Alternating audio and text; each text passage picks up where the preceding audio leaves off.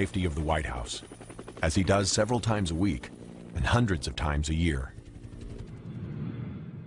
But a presidential trip is never routine. Any visit outside the White House requires hundreds of people, thousands of hours, and enough communication and security equipment to outfit an army. Since the president travels constantly, the Secret Service is always a step ahead, preparing, what they call advancing, several sites at a time. This team is advancing Baton Rouge, while other teams are on the ground advancing sites in Texas, Connecticut, Pennsylvania, and Ohio. Everywhere the president goes, the security bubble goes too. Every trip the president makes is a challenge. And for us, it's game day every time he leaves the White House property. It's our Super Bowl. The Secret Service has 5 days to secure this site, the arena at Louisiana State University, where President Bush will deliver the commencement address. For the advance team, it's a challenging site to control, with over 14,000 seats and more than 100 entrances. The protective measures start at the arena, but will expand outwards to include the university and even hundreds of miles beyond the city of Baton Rouge. The preparation is mind-boggling. The security advance begins here with Kim Tate, special agent in charge of the New Orleans field office. The key to success at any location is working hand in hand with the state and local police. Many agents started as cops, so they speak the same language. Good morning. Thank you for coming. I'm pleased to find myself in a room filled with seasoned professionals. I'm Kim Tate. They discuss every aspect of the trip, assess every danger. Has anyone in the area threatened the president? Have gun sales surged? Have any police uniforms been stolen? To prevent an attack, they have to get inside the heads of the attackers. So I have a map here. What I want to talk about right now, while we're all here, is the motorcade route coming from the airport. The team maps out the most secure route for the motorcade. Out to Veterans Boulevard, brings us to Harding. Identifies potential sniper positions, pinpoints safe houses along the way, locates the nearest hospitals, and arranges for the president to have his own blood supply. From here to Government Street, nothing will be left to chance. 4-lane or divided highway the whole route. As you prepare your security advance this week, and on game day, when you put that plan into action, keep this in mind. Somewhere, a group of people are meeting just like we are, but their intentions are entirely different than ours. They plan to disrupt, to compromise the secure environment that we provide for the president. I like to call it the assassin's funnel. You know, you have the lone gunman, you have the suicide bombers to deal with. It can be a bomb, it can be a package. We have an obligation to try to think ahead, to try to find the things that they might attack next, and try to be ahead of the curve. When your mission is to protect the president, you don't underestimate the enemy. Protect the man, protect the symbol, protect the office. This is the mandate of the U.S. Secret Service. A purposely unmarked building in downtown Washington, D.C. is the nerve center for thousands in the Secret Service who work in domestic and international operations. This is the headquarters of the Secret Service. The enormous responsibilities for the agency ultimately lie on the shoulders of this man, the director of the Secret Service, Ralph Basham. As a career agent who rose through the ranks, Basham knows the mission here boils down to one thing: how's everyone today? Preparation. We're going to talk about the Baton Rouge trip. If you think about our mission, it's about prevention. We don't want to deal after the fact with an incident. We want to prevent the incident from happening. So that's why so much time and so much effort, so many resources go into the preparation for those kinds of events. Not many people know what the Secret Service does, and that's exactly how they like it.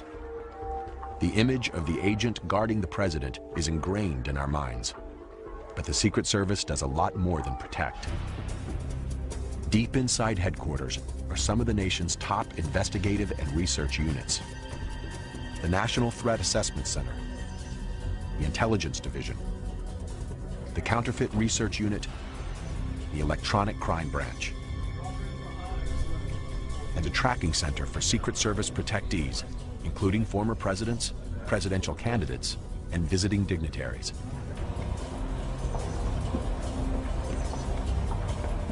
And then there's a room that hums with information so sensitive that its location can never be revealed.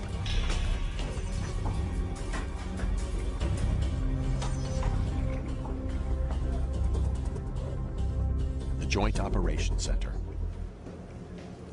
This is where the Secret Service tracks the movements of the president, the First Family, and the Vice President, and where the most important residence in the United States is under constant surveillance. Every entrance, every approach, even the air around the White House is monitored 24 hours a day. To maintain secrecy in radio communications, the primary protectees are assigned a code name. In the past, President Bush was known as Tumbler and Trailblazer. But as soon as the media learns the code, it changes. They say in the Secret Service, unless you're paranoid, you're usually not successful. There are regular, daily, ongoing threats of a president. That threat always looms. It doesn't go away. The chilling fact is that someone has always wanted to kill the president. In 1835, President Andrew Jackson's life was spared when shots from a madman's guns misfired. Abraham Lincoln was shot and killed at a theater. James Garfield was killed by an insane man at a train station. Despite the attacks, Americans were reluctant to authorize protection. The very idea of a presidential guard reeked of monarchy and seemed undemocratic. But at the turn of the century, shortly after President William McKinley was assassinated by an anarchist, Congress finally charged the Secret Service with presidential protection. Even then, their authorization had to be renewed annually. 50 years later, a brutal gun battle in front of the president's house settled the question of permanent protection once and for all. The year is 1950, a time when anyone could stroll down Pennsylvania Avenue, even the President of the United States. November 1st, the White House is still under renovation, and President Truman is living across the street at Blair House. Standing guard outside the president's front door is Secret Service agent Floyd Boring. Truman was upstairs taking a nap. Every day after lunch, he napped. And then he got up, got himself ready to go back to work. 2:15 p.m. Two men approach the front steps. Oscar Collazo, a Puerto Rican nationalist, approaches from the east. Rogelio Torsola approaches from the west. A man came to the front of the Blair House, and he pulled out a gun. Boring opens fire, driving him away from the front door. At the same moment, the second assailant opens fire at the guardhouse, hitting Secret Service Private Leslie Kofelt. Kofelt, badly wounded, struggles to his feet, takes aim, and shoots the second assailant. Torsello had been shot through the ears, right one ear right out the other. They died right on the spot. 27 shots were fired during the violent gun battle. 3 hit Leslie Kofelt. He died later that night, the first Secret Service officer to be killed by an assassin. Outraged by the brazen daylight attack, Congress sent President Truman a bill that would give him permanent protection. Pen in hand, he said, "It's wonderful to know that the work of protecting me has, at last, become legal." The bloody shootout meant that the days of an easily accessible president were gone. The threat of violence would force him to step away from the people who had elected him, toward the well-armed safety of the agents. It's T-4, 4 days until the president arrives. The Secret Service advance team sets up a command center in an undisclosed hotel suite. The room is completely transformed. The beds are removed. Secure phones are brought in. There will be no room service, and the room will not be cleaned. We'll just play with it. Right. You can make almost. We'll tweak it. Thank you. We're going to have 5,200 people coming in. I'll just ask for all the information to be finalized for tomorrow. The site where the president will give his speech is a vast arena. Site Advance Agent Lawrence Tucker and Supervisor Tom McCarthy go over the security plans.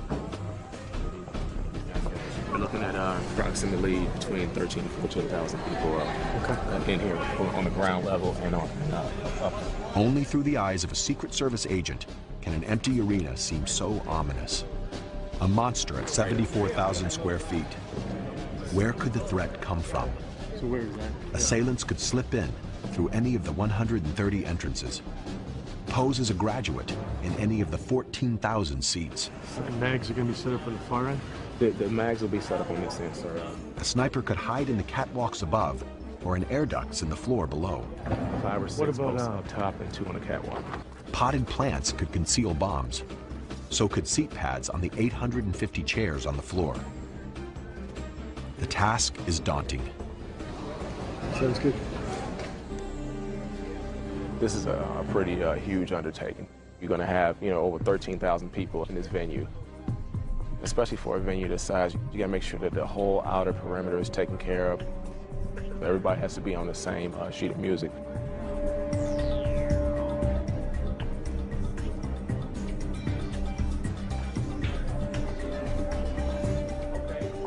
Agent Lawrence Tucker, or LT, must do everything in his power to ensure that this arena doesn't become the place where the president is attacked.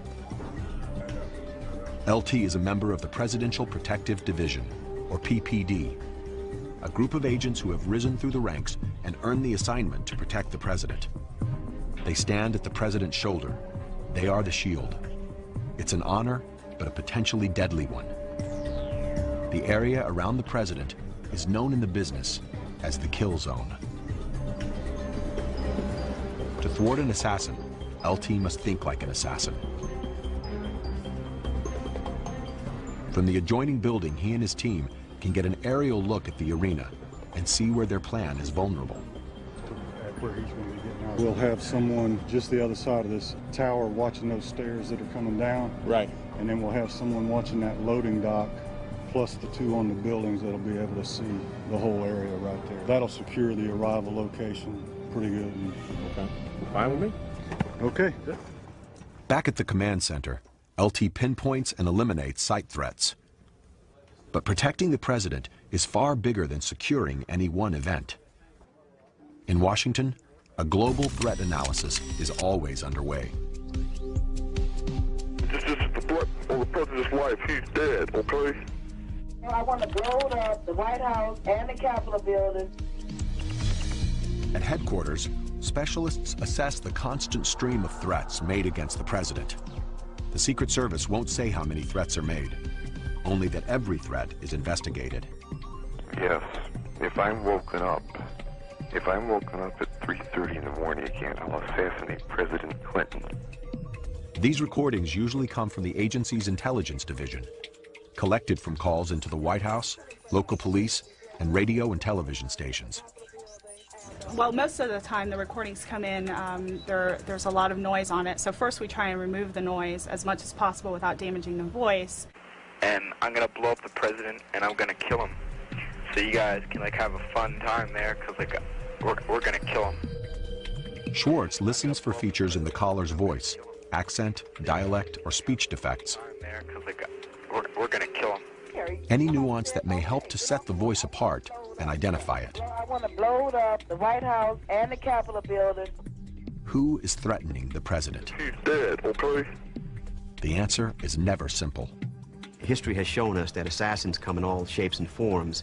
We've had them from young men all the way to women that were grandmothers who have actually made attempts to assassinate our protectees. So every threat is taken very seriously. Agents are also trained to distinguish between those that make threats and those who can carry them out. uniformed officers. We now teach our agents, look at how someone's organized or not. Do they have the capacity to travel? Do they have the capacity to obtain weapons? We'll go through the questions several times. Keep your feet flat on the floor, eyes straight ahead. If an agent thinks someone is dangerous, they may bring them in for questioning. Did you write any of those threatening letters? No. Did you plan with anybody to kill the President of the United States? No. Virtually every letter contains some traceable clue. We refer to ourselves as CSI without the commercials. It's almost impossible to threaten the President in a letter and remain anonymous. Through an amazing array of techniques, the Secret Service will eventually hunt you down. The Forensic Information System for Handwriting, or FISH, is a database filled with thousands of threat letters. Each time a new letter comes in, it's scanned, analyzed, and compared with other letters to try and identify repeat offenders. We received this threatening letter from the field, and it was a threat against President. And right now, Jacqueline is measuring it in FISH to compare it to all the other letters that we have in our FISH system. The same letter will also be subjected to an intense fingerprint scan. Once a print is imported from the threat letter, a database searches the millions of prints to find the best matches. Fingerprints, palm prints, and even foot and toe prints. Even the ink and the paper can be traced. The Secret Service has the largest collection of inks in the world, nearly 8,000, dating from the turn of the century and collected from around the world. Chemical analysis of the paper can reveal how it was processed, even the kind of trees used to make it. This is the end of the line for the threat letter. Here, the procedure will ultimately destroy the evidence. The letter is put into a chemical bath, which reveals remnants of the author's DNA. The residue will turn a purplish color. Latent fingerprints and any grease or oils are now exposed. The clues gleaned from all the labs are combined to create a profile of a potential suspect. We may not get a match in terms of an identity, but we're able to say that the letter written in Boston 2 years ago matches the one written in Phoenix that we just got in. So we know we have the same person appearing, and that's a great investigative lead for us. Imminent threats are quickly relayed to field agents, like the team in Louisiana. Here, there are just 3 days to go before the President arrives. They've scouted the site. Now they refine their plan. Good evening, everybody. Let's get this done. We have 3 days out before game day. Everybody should know where they need to be. Just remember all your paperwork and everything that needs to be turned in. We're going to go over some administrative stuff now, and then we'll key in on the technical stuff. No one has ever been privy to the security plans of the Secret Service, and no one ever will.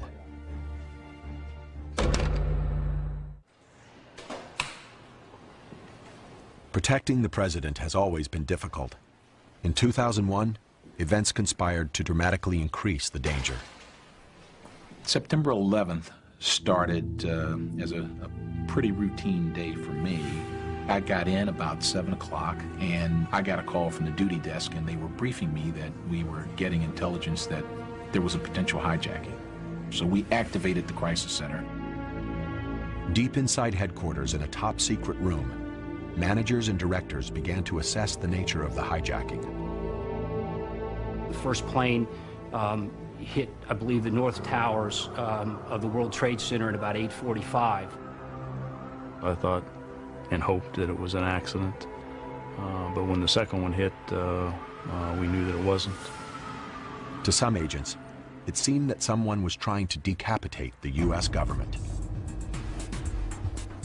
We activated our continuity of government plan, and we deployed agents to locate and remain with anyone in the line of succession. Secret Service protection now extended to the Speaker of the House, the President pro tempore of the Senate, and the Secretary of State. One of the first things we do, obviously, is to locate all of our protectees from the President on down. Not only for the President and the Vice President, but for their families, for former presidents, for foreign dignitaries or heads of state who may be in this country. What's important for us is that we have a plan. If you don't have a plan, the game's over before you begin. In a state of emergency, the Secret Service's plan is to get every protectee to a secure site. We got calls that there appeared to be a plane headed for the White House, and we had immediately called the Vice President's detail. There was no time for chit-chat, no time for, you know, will you come with us? I mean, they just took him. Vice President Cheney said, my feet never touched the floor. Meanwhile, the president wanted to get back to Washington. We agreed that coming back to Washington was not a good decision. So there was discussion on Air Force One between the agent in charge, the president, the vice president, the director of the Secret Service was involved in several conversations, and the national security advisor as to what actions would take place. With Washington and New York in a state of chaos, the Secret Service put the president aboard Air Force One, the one place where they controlled all the variables. There was a very deliberate mood in here. There was a lot of determination and focus on the part of everyone in here to do their job, something that we had trained for and planned for, but had hoped would never happen. And we were watching on television as the towers collapsed.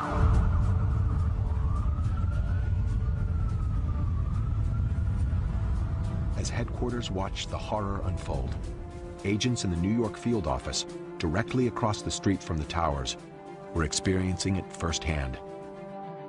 We moved out onto the West Side Highway, where I'm absolutely proud to say agents of the Secret Service were conducting triage. We had a lot of injured workers there, broken legs, torn flesh, gaping wounds, and you know, we went right into mode of treating these people.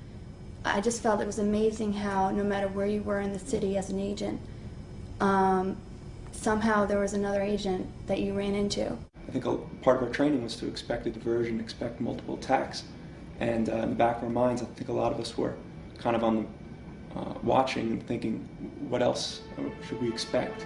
I remember thinking myself, looking at trucks suspiciously, like, what will the next attack be?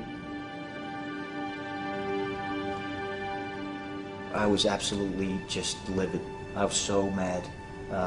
When that second tower came down and we crawled out from underneath the car, I was so mad. You knew what it was at that point.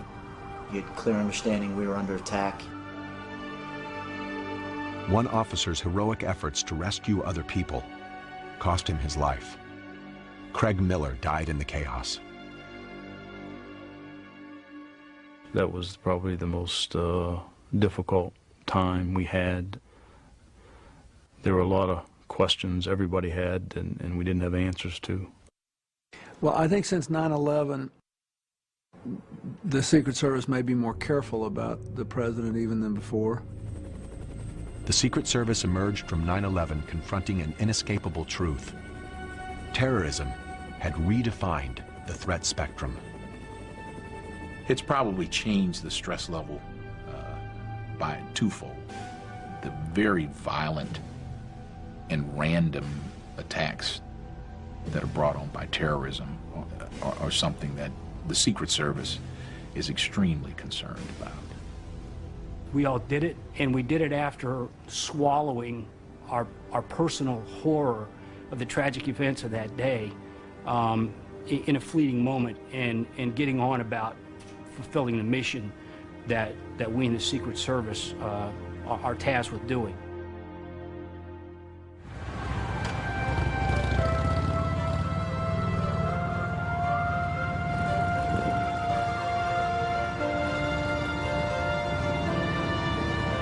The presidential motorcade is on the move. A trip to an event in town. They've driven the route hundreds of times.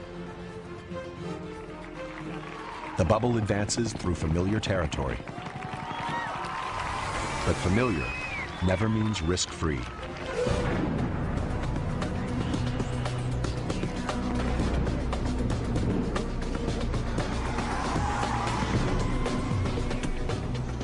Welcome to Beltsville, Maryland, training grounds for the Secret Service.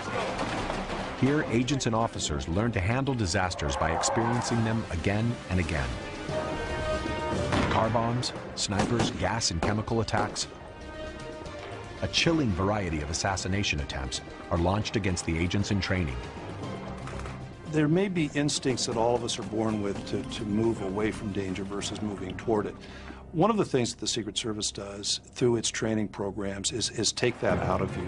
You're hearing shots go off, shots be fired, and you're still responding to the problem, not running away from it. Thick forest surrounds the Beltsville compound, making it invisible from the road. But inside, it feels and sounds like a Hollywood backlot. There's a tactical village with a main street and building facades to scale. And half of Air Force One. This is where Secret Service agents come to prepare mentally and physically for the worst. Okay, guys, obviously we've given you the worst case scenarios in our training here today. Hopefully you'll be able to respond without thinking, so in the real world, if the extreme happens, you'll be able to do it and be successful. It's a type of agency that takes perhaps a type A personality, type A squared. They are mostly very measured people, very under control of their emotions at times of stress. Smart, very meticulous planners. Through training, through a mindset, through a conditioning, be prepared to step up when the time comes. The culture is not the biggest and the strongest that come to the table. It's the swiftest and the smartest that come to the table. Every agent learns how to take down a potential assassin, how to fall out of a moving car, to treat for shock and for bullet wounds. They endlessly repeat hundreds of maneuvers to create a Pavlovian response, a muscle memory, the right reaction to a situation the agents hope will never happen. It's not a, let me stop and think about this for a minute, and then make a decision. It is a reaction that comes from just constant, repetitive training. Some agents go through an intensive evasive driving course, a key part of protecting the president. In a worst case scenario, you know, if the motorcade was attacked, it's all really about, you know, protecting the main guy.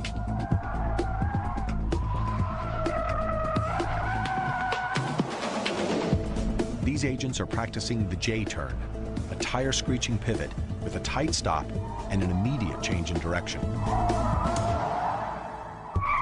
With these turns, we can approach speeds of 60, 70 miles an hour.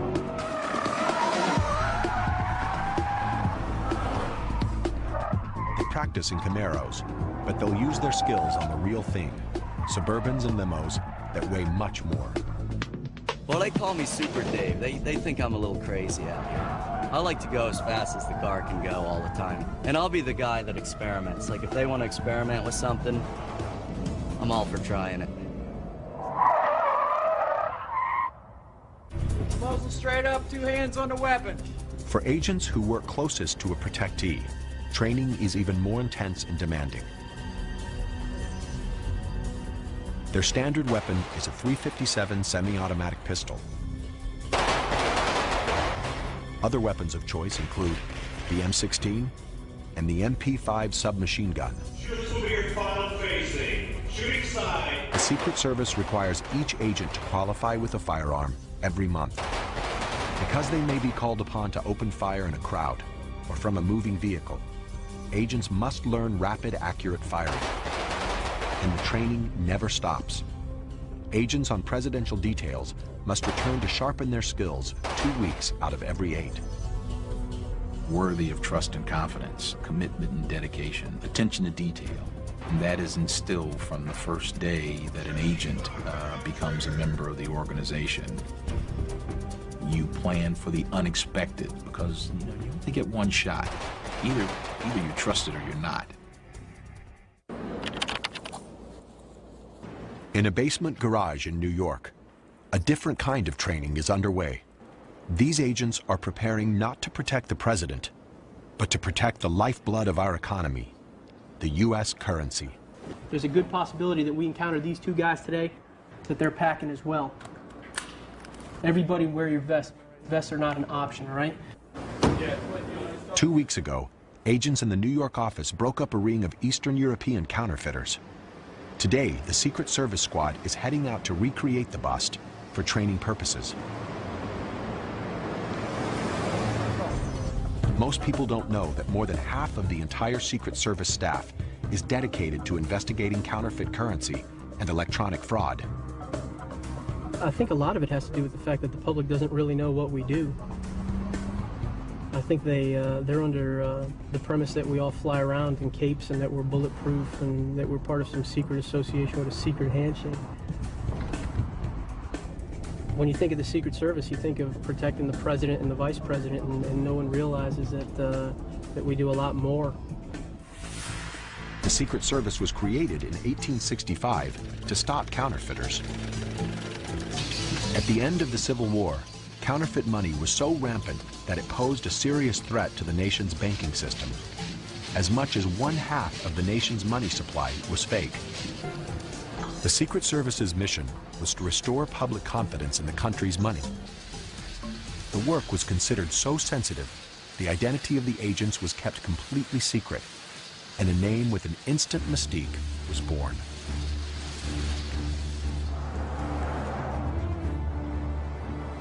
Almost 140 years later, the Secret Service is still on the case.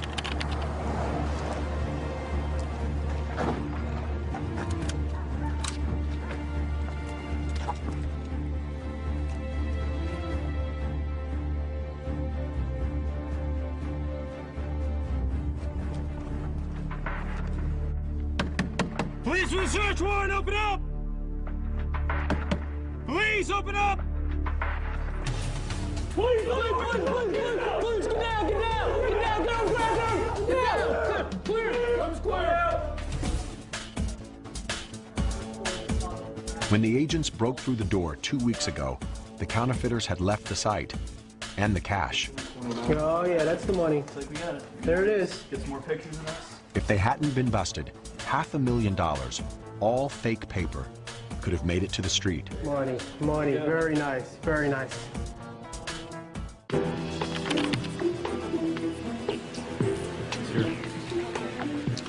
The field agents send the suspect money back to the lab in Washington, where specialists will carefully scrutinize every bill.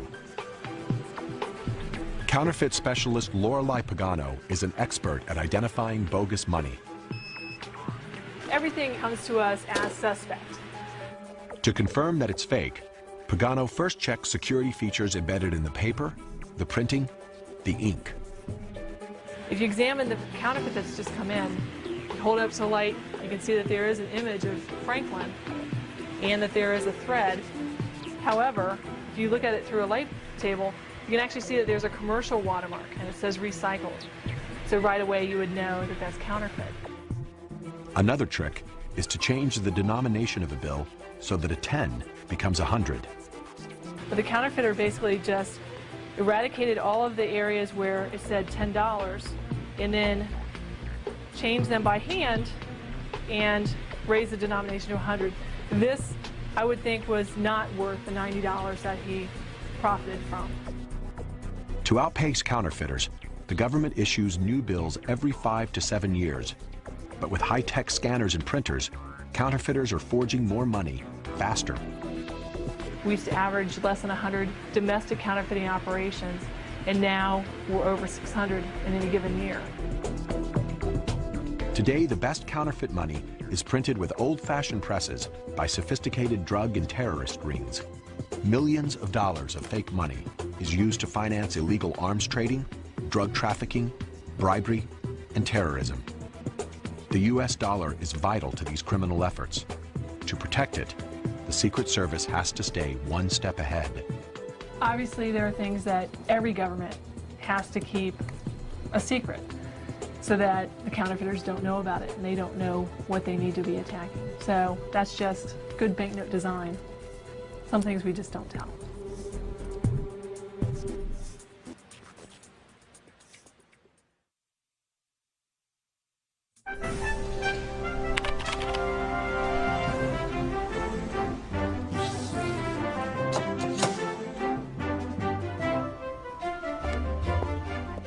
In an undisclosed location, Agent Ken Valentine cleans and polishes the president's car.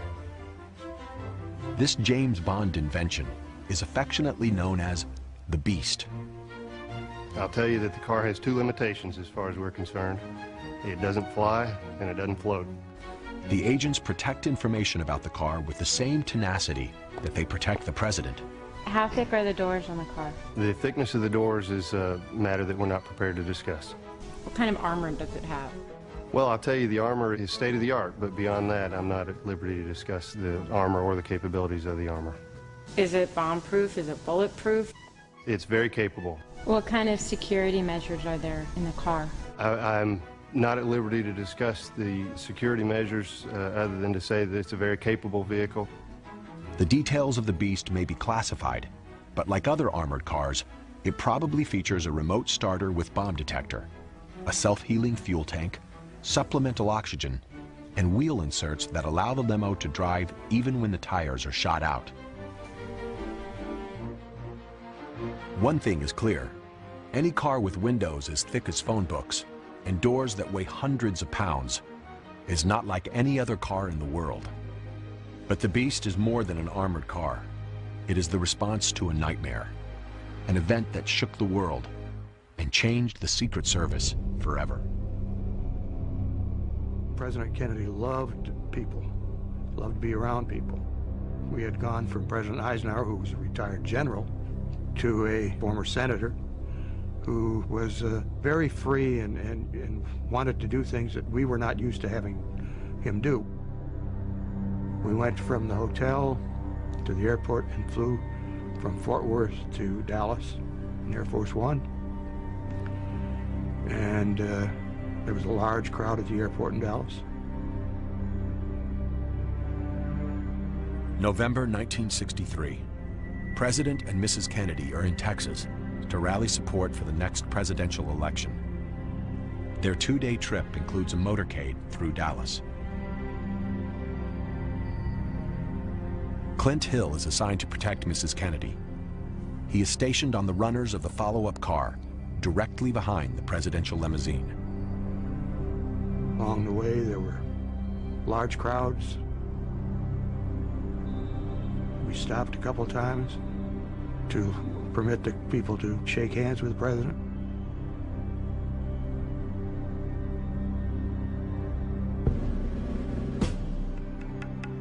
When we got into the central part of Dallas, the crowds were larger.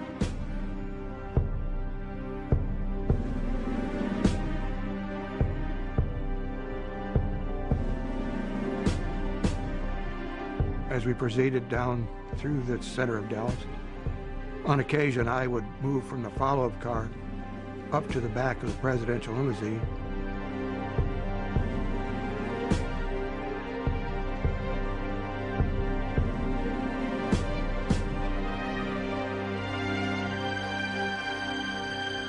Shortly after we got into that turn and started on that street, I heard a sound.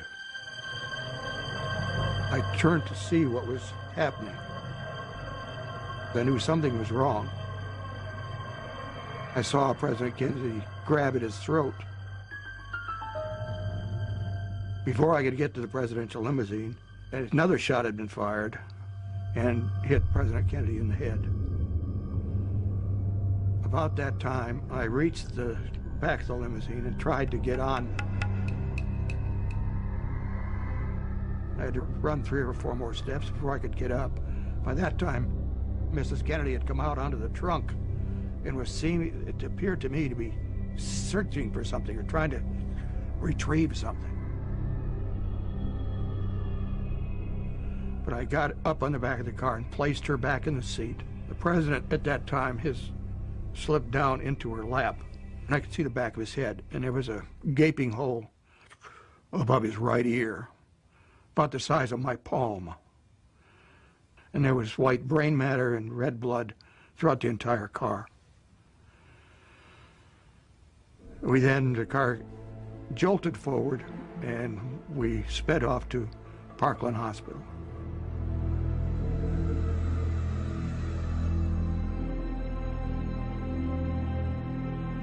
as a stunned nation struggled with the enormous tragedy of a young president's murder. The Secret Service couldn't stop to mourn. They quickly moved to protect the new president. But the assassination shook the organization to its base and left the agents on the detail devastated. It was our responsibility to protect the president, and we failed to do so. Anytime that you have a job to do and you don't do it, you've failed. The failure to protect Kennedy forced the Secret Service to ask difficult questions. Should the president be allowed to ride in an open car? Should motorcade routes be published in advance? And should those routes follow paths where the president could be an easy mark? Whatever the answers, things would never change for Clint Hill. It's something that will never go away. I still have nightmares about it. It bothered me from that point on, and it got progressively worse. Eventually, that's the reason I retired, is that the doctors finally told me that you just can't go on. Unfortunately, that particular day, all the advantages went to the shooter. The assassination is still a defining moment, not only for the agency, but for every agent who has ever taken the oath. You don't think about your wife or your children or your own life. Your whole focus is to save the president. And I'm sure that's what went through Clint's head as he bolted to that car, barely making it, but he got back there, and because it was too late. And we're all different from that. I mean, we're just different from having lived through it. If eternity has to remember me for something that was that tragic, I just couldn't live with myself. So, you know, my philosophy was, it won't happen on my watch. It can't happen on my watch because I can't live with it. The assassination forced the Secret Service to rethink protection. Training was completely revamped. The number of agents jumped dramatically, and the service developed state-of-the-art threat assessment abilities. Riding in an open car would become the rare exception to the rule. The car would become armored and sealed, a rolling fortress, the very embodiment of the protective bubble.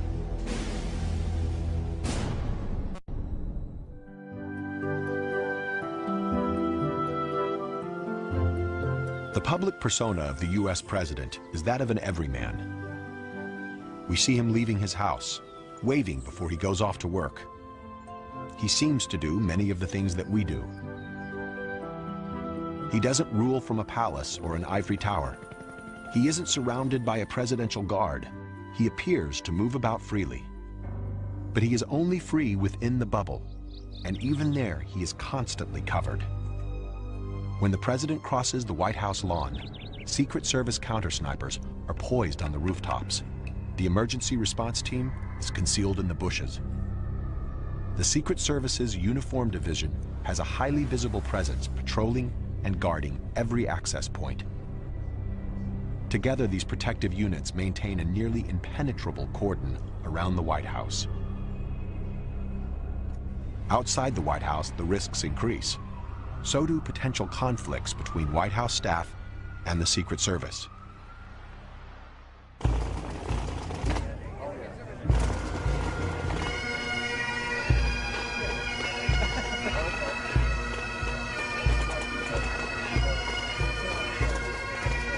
Politics and protection are like oil and water.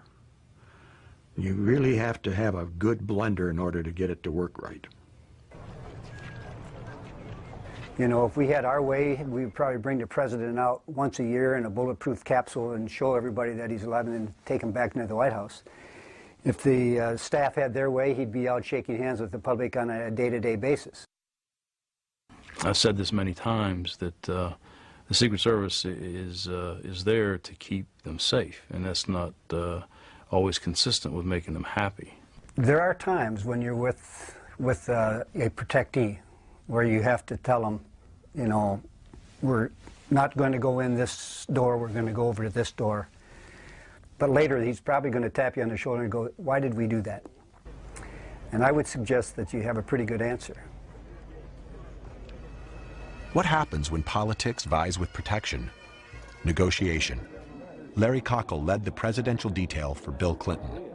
He remarked once that of all the people that he interacted with and of all the authority and power of the president, that the Secret Service was the only entity around him that would tell him no.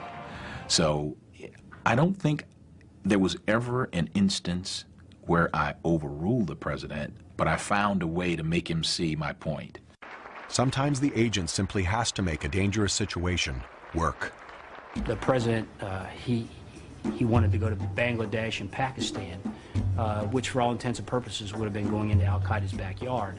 I had to actually prepare to try to talk him out of going, but at the same time, I had to prepare to take him there in the event that he wasn't going to take my advice. We went down to Cartagena when a lot of people were saying, don't go down there. The drug warlords are out of control at Cartagena in Colombia. And I said, we got the Secret Service. I'm not going to worry about that. Now, the president, more than any other time, is in a cocoon. The problem of a president being more and more isolated from mainstream America and from the way people live and the way they think is a problem that eventually we may come to regret, in the sense that it went too far.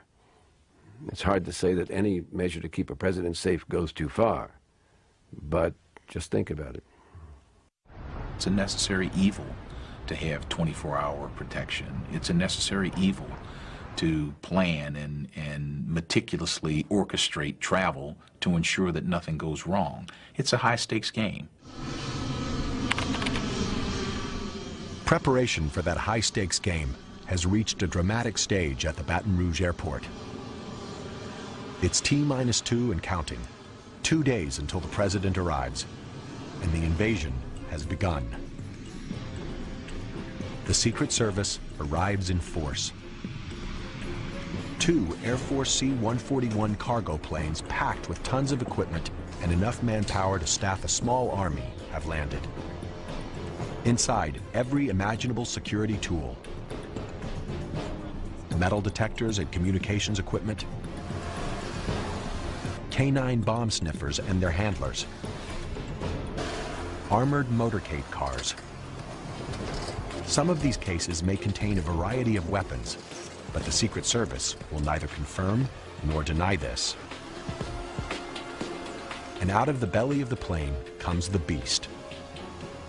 2 of them, 1 for backup.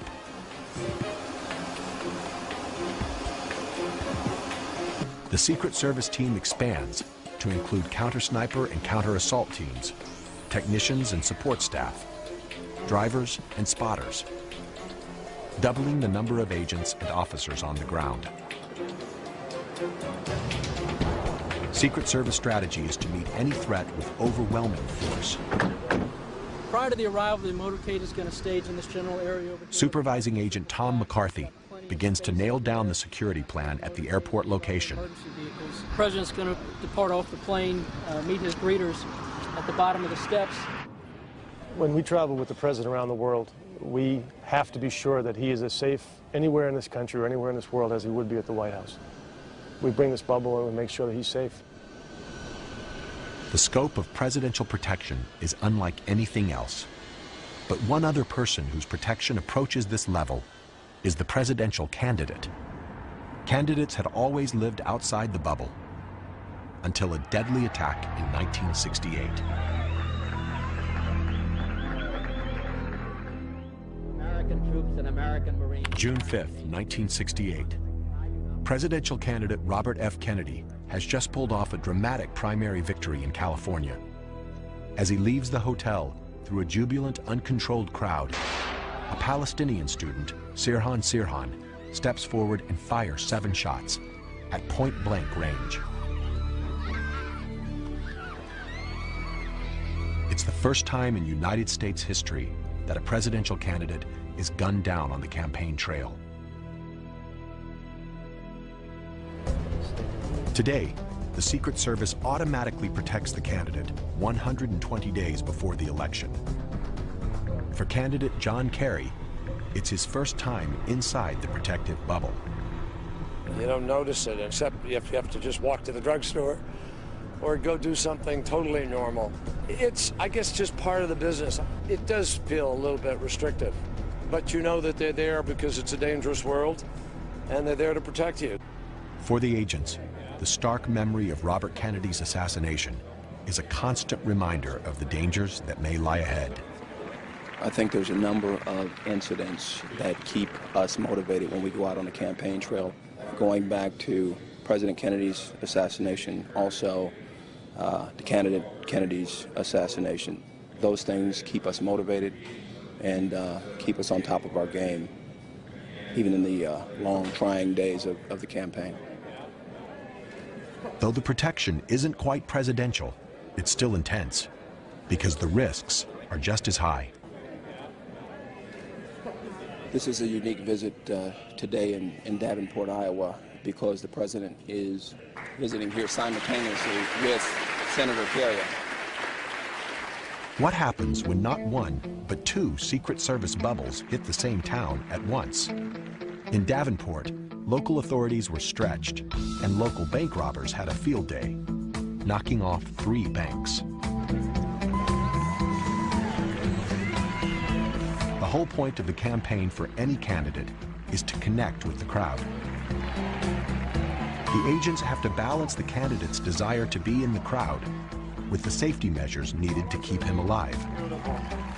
During his speech, Kerry appears to be out in the open with no visible barrier, but the platform is surrounded by bulletproof armor. What the crowd sees is a campaign banner. Agents take positions at the sides of the stage, and a Suburban stands by to whisk Kerry away if there's trouble. But the candidate can't worry about trouble. He has to work the crowd, and often the only thing between him and the crowd is the agent. Every protectee is different. They have their own mannerisms and expectations, and we're able to adapt to those and adapt the security methodology around that. In the months leading up to the election, the Secret Service must adapt to Kerry's style, and Kerry must learn to live in the shadow of protection. I spend a lot of time on rope lines. I talk to people. I dive into the crowd. If you want to meet with people and you want to go out and get in a room and have them ask you questions, there's every way in the world to do it. I do it every day. But Kerry is not the only one adapting to full-time security. His family has to adjust too. The whole thing is an intrusion on their lives. It's hard. I mean, we all sat down and I asked them. I didn't do it just, you know, willy-nilly. And there are different attitudes among different members of the family about it. And I think everybody's sort of accepted that even though it is an intrusion, they're willing to do it. If the candidate is elected to office, he must take what comes with it, and so does his family. When Dad became president in August, all of a sudden, you know, like, boom, our life changed overnight. And I remember the first moment the head of my detail came up to me, and he came up and he said, listen, I know this is a big transformation for you. We're not here to be your parents. We're not here to tell you what to do, what not to do. We're here to make sure you don't get kidnapped, shot, killed, held for ransom. Mrs. Clinton received numerous death threats.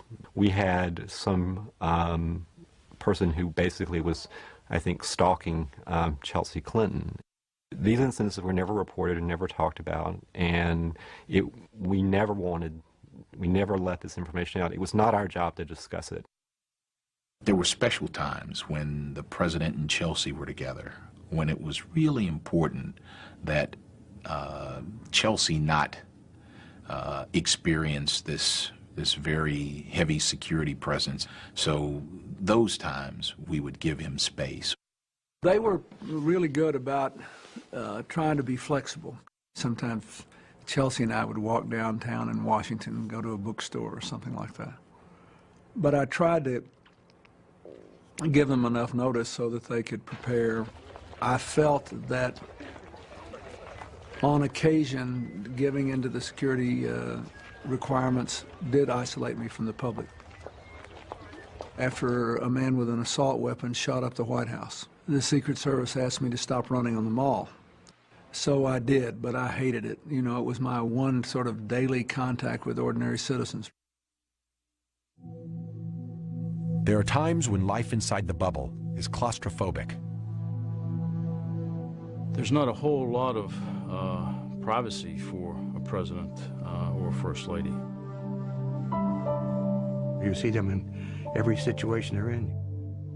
You see them when they get up in the morning, when they go to bed at night. You see them when they're happy, you see them when they're sad. So you see them under every situation possible.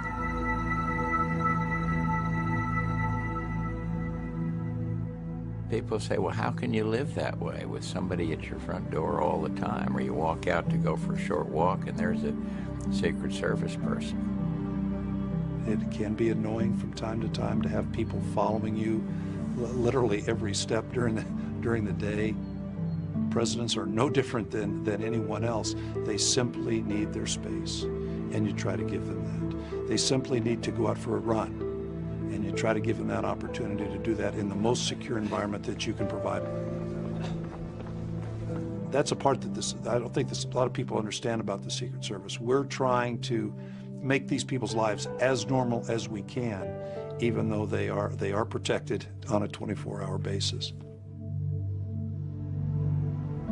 There are only a few rooms in the White House where the president and his family can be truly alone. But so much proximity means very little privacy. The agent must be absolutely trustworthy. Discretion is essential. I don't know about other first families, but I know that Barbara and I talk very frankly in front of them. Always did and always will, because we have total trust in their professionalism, in their discipline. But they know a lot of secrets about our own family, personal, intimate stuff about our kids and grandchildren and all of that. The Secret Service is in the front seat of the car when the president's riding with people, talking about anything from national security to sensitive political matters to, personal family matters. What you hear and what you see, if they're of a personal nature, if they're of a national security nature, has to stay with you. In 1998, the issue of agent confidentiality was put to the test. Independent counsel Ken Starr subpoenaed several Secret Service agents and officers, including lead agent Larry Cockle, to question him about President Clinton's affair. The Starr investigation wanted the agents to testify about personal conversations that they'd overheard, and that's just not what they would ever do. We internally in the organization didn't want to be perceived as flies on the wall. I've been present when sensitive family issues were discussed, and as much as possible, I didn't want to hear. I didn't want to know. I felt awkward being present, but I knew my presence was compelled by law. The Secret Service contended that requiring testimony from their agents and officers about the very people they protected compromised the essential trust necessary to keep them safe. We felt very strongly that our agents shouldn't have been summoned to testify in that grand jury. We still don't think it's correct. We argued that all the way to the Supreme Court. But the Supreme Court ruled that the Secret Service was not immune to subpoena power, and ultimately, Agent Larry Cockle and the others were compelled to testify. It was one of the few times in history that the Secret Service was forced to violate the unwritten code of confidentiality that is their trademark. A difficult job just got tougher. It was a tough time for the Secret Service. We all felt that it's awkward to compel anyone to be subjected to a set of circumstances and then use it against them.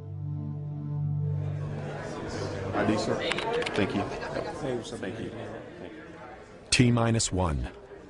24 hours before the president arrives.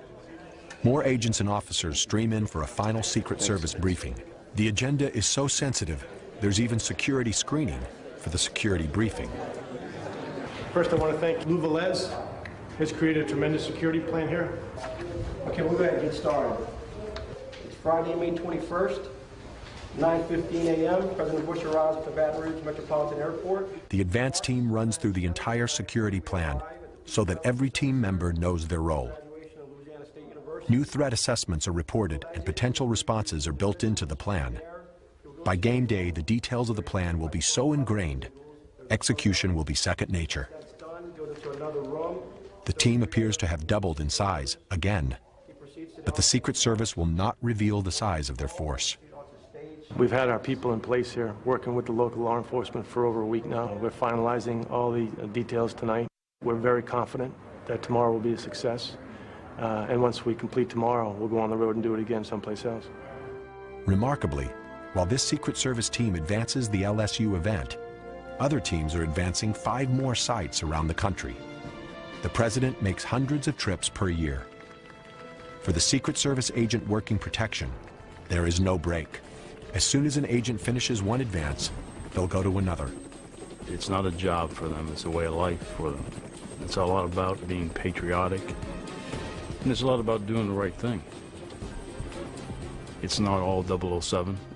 There's some very difficult times. There's times away from home. There's times that you can't be there for Christmas. There's times that you can't be there for birthdays. Our wives and children would probably say that there's only one family, and that was the Secret Service. At the time, I didn't understand how stressful it was. I would say during the time I was in charge of President Clinton's detail, I can't remember a night that I had more than 3 hours of continuous sleep.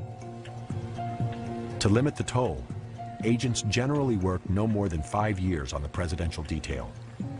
It takes a great deal of concentration to continue to do what you have to do. But you never know what's around the corner. Everybody burns out. No one maintains an edge constantly. There's a great support network amongst the agents, and I think we all watched each other to ensure that the stress didn't overtake us, that we paid attention to friends and colleagues working around us. There is a brotherhood among agents. You're bonded to those guys forever.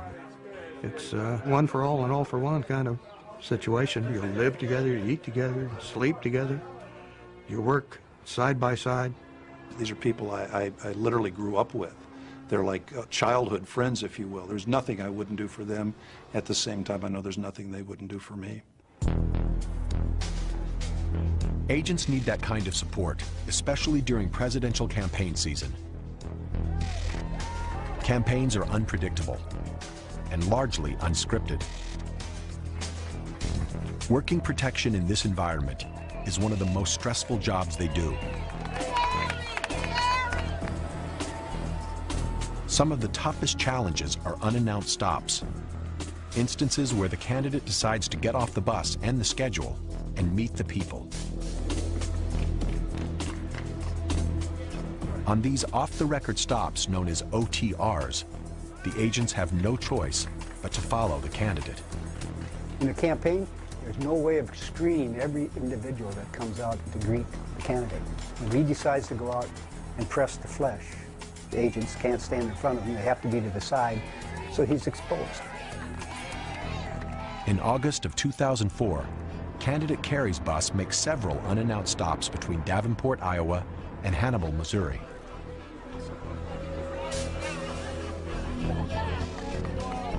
With one stop after another, keeping a constant watch can become mind-numbing. You work around complacency by keeping your focus, keeping your eye on the ball. We trained agents to understand that the things that might seem mundane or routine could very quickly turn to tragic or challenging. You have to maintain that focus, and there can be no distraction, and that all comes down to discipline. We pride ourselves on anticipating potentially anything that could occur and then preparing for it. Hold them on the other side of the question table. You can't drop your guard. You can't stop looking. Sir, take your hands out of your pockets. At every location, the Secret Service will ask people to show their hands to make sure no weapons are concealed. To the agents, even a pen is potentially dangerous. Sir, can you take your hands out of your pocket? Thank you. You know, you can scan a crowd quite rapidly and pick out somebody that's acting strange, dressed differently. You're looking for the unusual. Maybe just doing some strange thing that catches your attention. An unannounced stop is still something that is allowed. I don't know how the Secret Service could prevent it. But at that moment, the stress level goes way up. You never know who might be there. You never know what might happen. And you watch them, and they're looking at the hands, they're looking through the crowd. Nice to see you. Yes, oh, your baby. And you just see it in their eyes, and you see it in their body movements. This is a high point of stress. This is the most dangerous point. September 5th, 1975. President Gerald Ford has just finished a speech and is on his way to the California State Capitol building. His motorcade is waiting. But it's a beautiful day. The Capitol building is just across a park, and President Ford spontaneously decides to walk. Agent Larry Buendorf is working on President Ford's protective detail. He walked out of the hotel, and there was a crowd that was across the park at the time that was cheering for him, and he decided to walk. So this creates a lot of tension within the agents themselves, because we're now going into an environment that is not controlled. We don't like to do that. You got the media, they're running with their cameras. We're trying to watch the president, watch the crowd. People started shaking hands, and you know, sometimes they hold on too long, and so you're very busy trying to keep the crowd away, and there's so much going on. I'm shaking hands with a lot of people, and I noticed a lady in a very vivid red dress sort of walking with me as I was walking toward the Capitol. And all of a sudden, I went to shake hands. I see a hand coming up with a gun. And I'm thinking at the time, I'm going for this. And I stepped in front of the president. Squeaky Fromm was pulling back on the slide. I hit it, stopped the slide, pulled the gun away, pulled it up to my chest. She's screaming. I've got the gun and I've got her, and I'm not letting go. So I just push her away from the president. The president's going one direction, I'm going the other direction, and she tries to run, and I pulled her back. She goes down on the ground, I pull out my cuffs, I cuff her. I yelled out to the agents covered him, they were gone. How could the agents have predicted that Lynette Squeaky Fromm, a member of the Manson family, would be waiting for the president on a route he wasn't certain to take?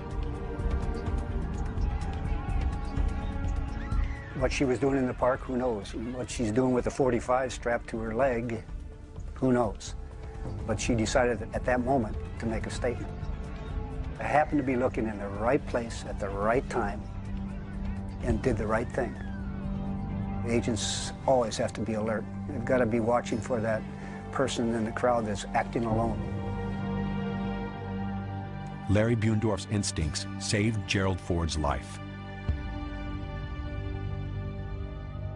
Do you think back at it? A lot. You do. You think about it a lot. Because you know how close it could have been and how it might have changed history if it hadn't gone down the way it went down. Astonishingly, just 17 days later, it happens again. September 22nd, 1975. White House photographer David Hume Kennerly is waiting with the press pool for President Ford to exit the St. Francis Hotel. I went out and looked at this crowd on the other side of the street, and I just said, I got such a bad feeling from it, like this sense of dread, really. When President Ford came out of the St. Francis Hotel, I have a picture of him waving to the crowd. And then the shot was fired, and you could see him wincing. I was shot at by Sarah Jane Moore, who was across the street. Thank goodness a Marine standing next to her saw her in the process and hit her hand, and the shot went above me the Secret Service jammed me into the back of the limousine. And they were all kind of laying on top of him as they're driving off back to the airport. After a couple of minutes, Ford says, "That gunshot didn't get me, but I'm going to be crushed to death under you guys. This is an armor-plated car. Get off of me." With the quick succession of attacks, the Secret Service reflexively tightened their hold. I know that President Ford was really angry about the 2 attempts on his life. And he was angry that he knew it would further insulate him from the public. The Secret Service wanted him to stay in the Oval Office after those incidents. And Dad said, you know, the president cannot be held hostage in the White House. And he made it very clear that after both the Squeaky Fromme and the Sarah Jane Moore situation, he was going to go out and continue to be in the public's eye because he didn't want the American people to think in any way that a president of the United States could be held hostage because of attempted assassination. Game day, T-minus 5 hours before the president lands. At 4 a.m., the Secret Service arrives at the arena. LSU may own the building, but today it belongs to the Secret Service. Dasik. Okay. Morgan. Here. The team gears up, knowing they have one chance to get it right. Smith. Okay. Each agent is wired into a restricted radio network, impervious to eavesdropping, and linked to the temporary command center. Wallish. Here. Johnson. Here. Every agent will know where the president is at all times. Everybody all set? Okay. Game face on, the agents enter the arena. In the next few hours, everything LT's team has prepared for will be put to the test. All right, 212. Home room. Okay, let me make sure I got all these people posted here. Rusin, you know where you'll be in the security room. You're gonna be in a row, man. LT assigns each agent a specific post to guard an entrance, to guard the stage, even to mix into the crowd.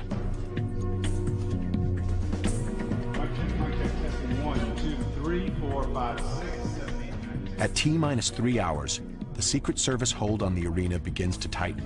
1, 2, 3, 4, 5, 6. They now execute a comprehensive search for bombs and weapons, called a sweep.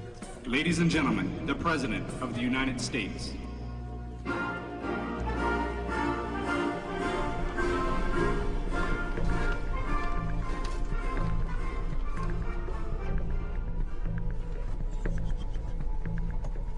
They sweep every plant, every band instrument, and all 14,000 seats. These Belgian Malinois are considered some of the best bomb detectors in the world. Their noses are 20 times more sensitive than ours. As these teams sweep the inside of the arena, other teams check the basement, the roof, and the area under the bleachers. Game day, ready to go. T-minus 2 hours. Once the building is swept, it's sealed off. No one will be allowed in without going through a metal detector first. Magnetometers and several officers guard each of the entrances. Tactical control of the building is theirs, for now. At the Baton Rouge airport, it's T-minus 90 minutes. The agents are busy taking control of this real estate, too. The president's private fuel supply is standing by. The Secret Service choreographs the movements of the press, the motorcade, well-wishers, and even the president himself. We're all going to come in here. The press is going to do a preset, get all their equipment swept, and then we're going to get them in one organized group over to their designated press clean area. If any of them go out, it doesn't matter if they've been swept once, you get swept all over again. Head over to where the press is. Actually, what people can... In 90 minutes, the team will shut down all movement on the airport. They call it lockdown. Sweeps are underway here, too. The K-9 team checks every vehicle, even the Baton Rouge Police Department motorcycles that'll accompany the motorcade.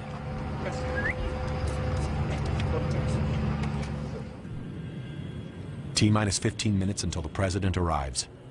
The Secret Service counter-sniper team stands ready. At T-minus 5 minutes, the Baton Rouge airport is temporarily closed. Only Air Force One is clear to approach.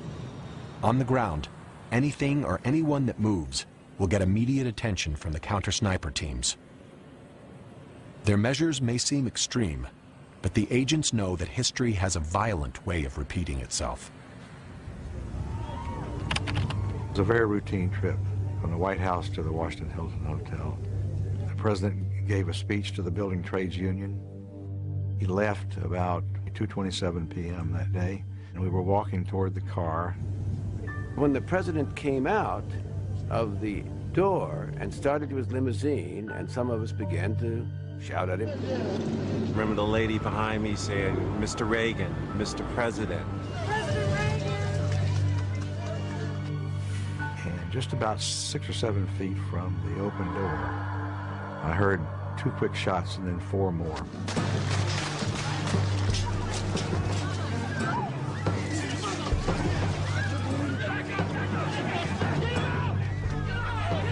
The first 2 shots hit Mr. Brady and Officer Delahanty, and the third one hit McCarthy because we're pushing the president behind McCarthy. McCarthy, he didn't let me down. He stood up there and took it. And as that was happening, another agent literally went right over top of me and my camera, right down onto Hinckley. It was just an amazing thing. Give me a squad car, 2 back in the car! What I remember vividly is Parks grabbing the president, taking his head, carefully, quickly putting it down and pushing him into the limo. As we know now, a bullet struck the rim of the door, ricocheted into President Reagan. But at that moment, no one knew that. The door was shut, the feet were thrown in. At that moment, I yelled for the driver to leave quickly. Get out of the way! You don't know whether it's a organized attack. You don't know whether it's a decapitation strike. There's a lot of things you don't know. As the limo speeds toward the White House, Agent Jerry Parr searches President Reagan for gunshot wounds. Everything looks okay until the president starts spitting up bright, frothy blood. In that instant, Parr makes the decision of his life. I knew from my training that this meant some kind of a lung injury, and I just said, we got to take him to the hospital. Parr orders the limo to change direction, and it races toward the hospital.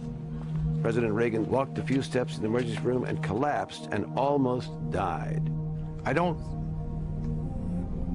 play up myself on this simply because Tim McCarthy made a heroic gesture in standing up. Everybody's shot down and McCarthy's the only one standing up. Agent Tim McCarthy did what every agent hopes he'll never have to do. Using his body as a shield, he turned into the line of fire. He took a bullet for the president. I got to give it to him. It's a brave man to stand there purposely as a body block to protect the President of the United States. When the shots rang out, agents are trained to cover and evacuate. And cover means cover with your own body. It's a counter-instinctive movement. It's muscle memory. And it's a moment, when you really think about it deeply, that it's where history and destiny hang in the balance.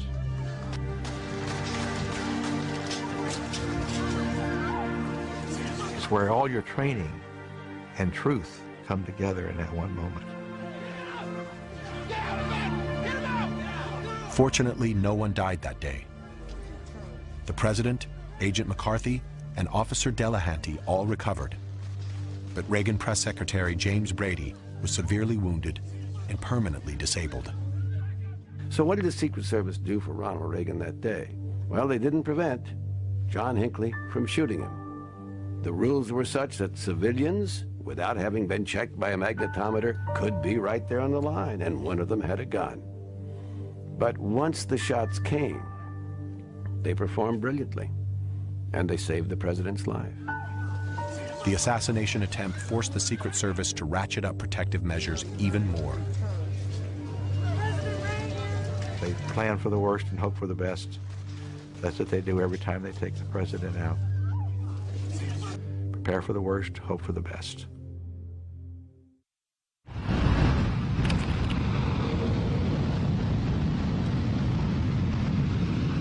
"9:15 a.m., 0 hour. The enormous preparation is over. It's game on. You can think of the Secret Service as a conductor of a large orchestra, but the musicians are made up of the police and fire and emergency medical services. When we met for the first time earlier this week, it was to announce that we had a performance. We didn't have a musical score. We didn't have a security plan. During this past week, we came up with that composition. Today is the event.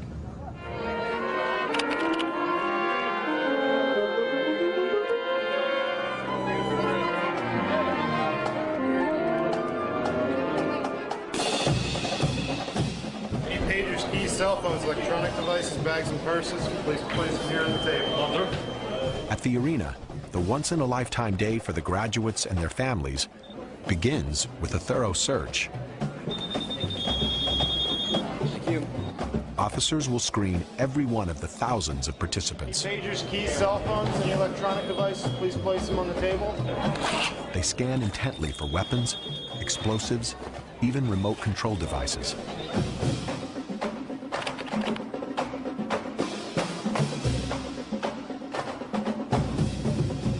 The president exits Air Force One as the security rolls out ahead of him.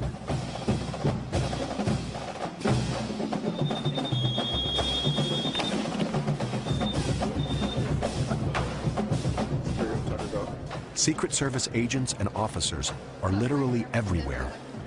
If they do their job well, the heavy security will feel invisible. The graduation will take center stage. They dress to blend in with the crowd, their suits tailored to conceal the weapon each one carries.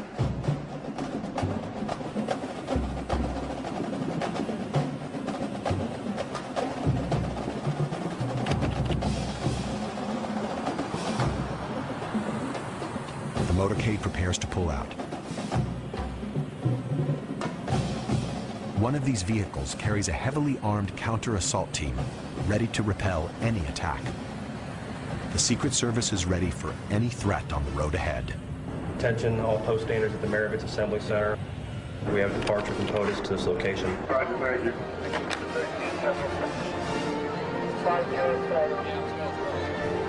POTUS, shorthand for President of the United States, is T-minus 10 minutes away.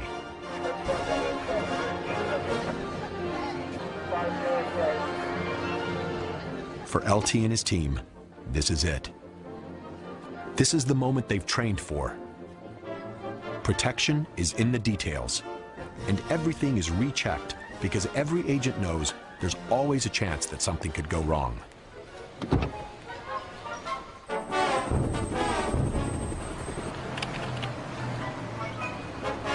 The beast arrives, right on schedule, to the minute.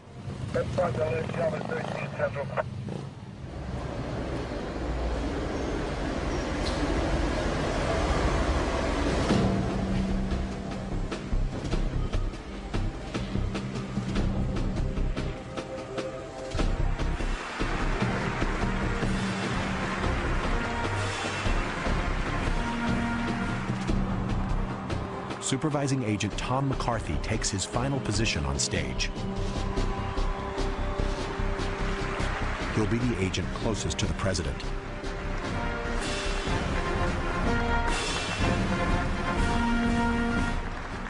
Ladies and gentlemen, the President of the United States.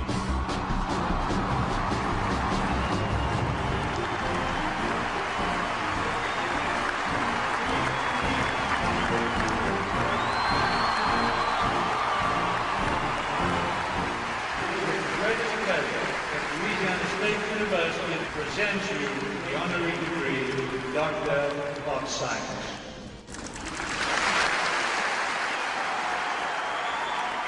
Thank you. Thank you all very much. I want to thank you for the warm welcome. I'm honored to be with you on graduation day. I speak with some authority here. I've seen how things can work out pretty well for a C student.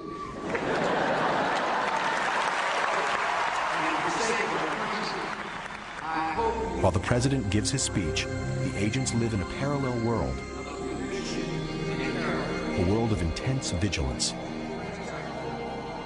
Each agent plays a role in securing the 360-degree safety zone. They scan for the individual who does not fit in, who is doing something different. We will defend freedom and security of this nation, whatever it takes. I see witnesses and ideas of young Americans. I have confidence in you and your generation. I wish you all the best. Thank you for letting me share this today. I'm proud to be a member of your class. Congratulations.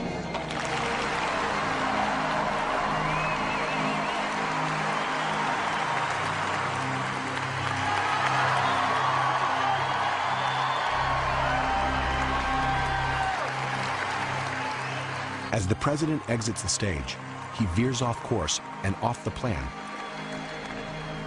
It is the one unchoreographed moment of his visit.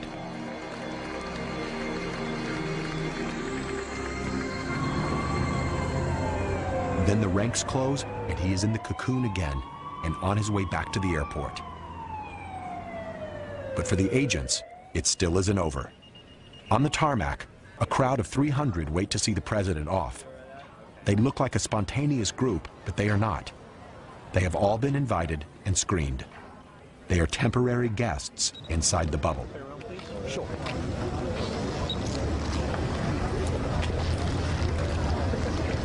You're all set.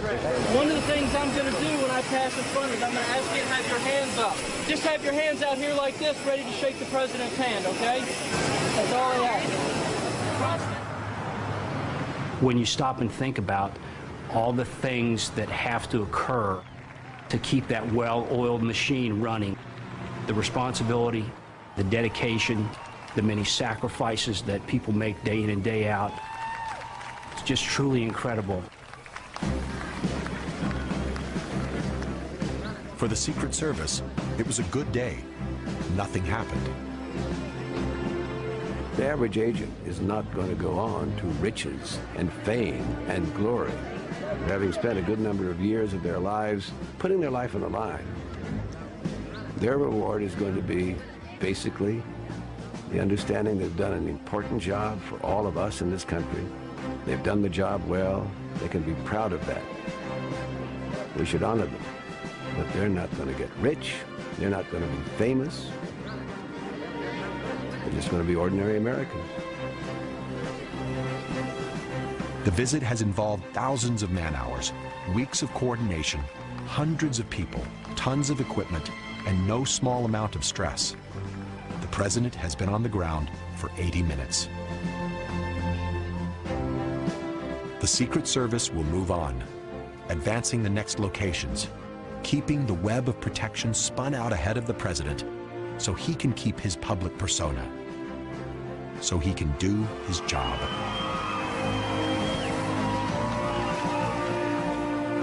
It was an incredible experience. It was an opportunity, it was an honor. Of all the things that I could have chosen to pursue in my life, I'm glad I had the opportunity to serve in the Secret Service. The things that I've witnessed as a part of history have been incredible. I wouldn't change it. I'd do it again.